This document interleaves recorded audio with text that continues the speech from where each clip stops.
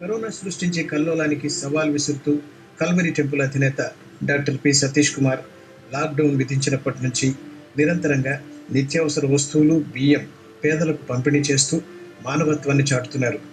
ఇప్పటి వరకు సుమారు 10 లక్షల మందికి ఆహారం అందజేసింది కల్వరి టెంపుల్.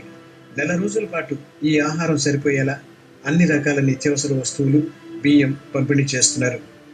మనిషిని పలకరిస్తూ, మనసును తట్టిలేపుతూ ప్రతిరోజు కల్వరి టెంపుల్ లైవ్ ద్వారా ప్రతి కుటుంబాన్ని తన దేవుని వాక్యంతో పలకరిస్తూ భయం లేదు, నేనున్నా అంటూ భరోసా కల్పిస్తున్నారు డాక్టర్ సతీష్ కుమార్. లక్షల మంది వీక్షించే ఆయన ప్రసంగంలో కేంద్ర రాష్ట్ర ప్రభుత్వాల సూచనలు, స్వీయ నిర్బంధం, సామాజిక దూరం లాంటివి ప్రబోధిస్తున్నారు. కలిసి ఉంటే కలదు సుఖం అనేది ఇంటిలోని మమతను సూచిస్తుందన్నారు. ప్రస్తుతం ఇల్లే ప్రతి ఒక్కరికి దేవాలయం అని ప్రజలను చైతన్యపరుస్తున్నారు. ప్రేమ, శాంతి, సంపూర్ణ ఆరోగ్యవంతులుగా ప్రజలు జీవించాలని కోరుతున్నారు.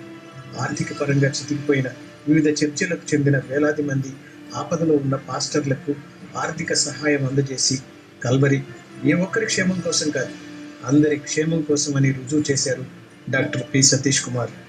రోజు వందలాది మంది పేదలు తమకు నిత్యావసర వస్తువులు కావాలని ఫోన్ల ద్వారా కోరడంతో కల్వరి టెంపుల్ తక్షణమే సాయం చేస్తూ శభాష్ అనిపించుకుంటూ అన్నార్తుల ప్రశంసలు అందుకుంటుంది.